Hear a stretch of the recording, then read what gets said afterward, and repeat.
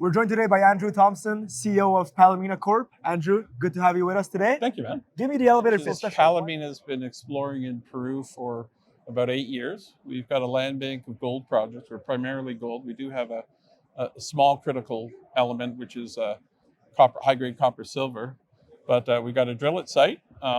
We have a sister company we own 15.4% of. That company dividended 25 billion out. So both companies have $3 million.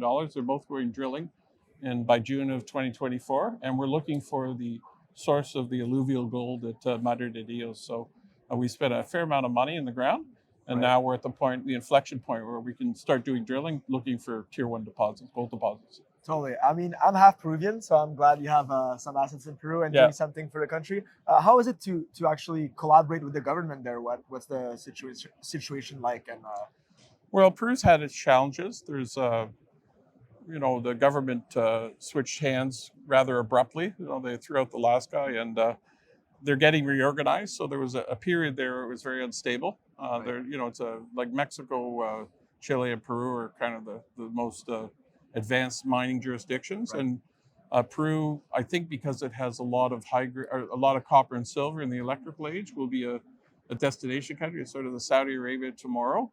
We've had to be very patient on the permitting side. There's real permitting issues, so we're well ahead of everybody. We staked the ground. It's all titled. Everything's fully permitted. There's a drill at site. It's just the rainy season holding things up. So we're sort of outside of a lot of the barriers to entry right now. Like if you go in now, it's still a lengthy delay to get there, but we've gone through it all. So I'm actually pretty optimistic. There's a lot of senior companies to sell to, and that's kind of the attraction for me. We sold our last company to Agnico Eagle and spun out Palamina. So amazing. So go back in the story of Palamina again. How did it start at the beginning? Well, we sold the company to Agnico. We spun out Palamina, and then we looked globally, and we found this orogenic belt, Puno Orogenic Belt in southeastern Peru, where a new intercontinental highway got in. And there's I think per year in the 3 informal areas, there's at least 2 million ounces being mined. And we felt very strongly now that there's road access that we could pull drills in and really, drill things that are sort of unknown into known. Totally. And the senior companies have always been milling around. We've got a lot of interest. We've got a very tight float. We've got Eric Sprott involved, and I myself hold as much. So there really is a need. And Ernesto Echeverria from the last round owns at least in the 10% range. So I don't know. It's just a good time. We've only got 71 million shares of it. So Andrew, tell me a bit about your background. I know you're an entrepreneur. Yeah. What are other ventures you've gone into, maybe other than mining, that you can discuss? Well, I was involved in the .com boom. We had a company called the Web Host Industry Review, where we were one of the first search engines for hosting. We sold that company to iNet Media. I was a founder on a thing that we did affinity credit cards for the universities. But I don't like to really. I don't have a LinkedIn account. I don't advertise. I prefer, doing. And so what I really believe is that as you get into the electric age, everybody's been focused on critical metals. But now that we're going into a fairly steep recession with maybe a real estate debacle, I still think it'll be some time before we pick up. If you're trying to pick the bottom, this is it. And I think we're going to go into a really heavy precious metal cycle. So in 2024, Windshare, which is we own 54% or 2% on the property, we're going to drill at least 2,500 meters. And again, it's never been drilled. There's some fairly exciting samples that have come out of it. You saw one of them, the nugget that weighs 0.4 kilos found in the streams. And they've had up to 32 grams per ton gold.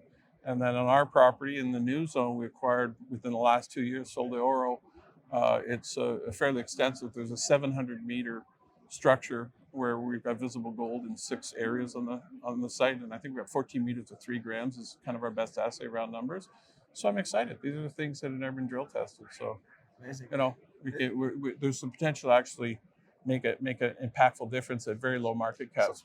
So drilling program 2024. In 2 of our sister company we own equity in and a royalty, and then also our company. Amazing. What else would you like to tell the community to end this interview? Well, I think that we're sort of an overlooked category, and I've been in this before, and it feels a lot like 2008 in the real estate cycle, where everybody knew it was cheap and nobody was buying.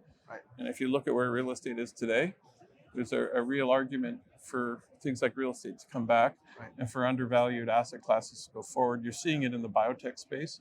A lot of those companies are trading well below cash value, and now they're going to just cash value, and they're 10 baggers.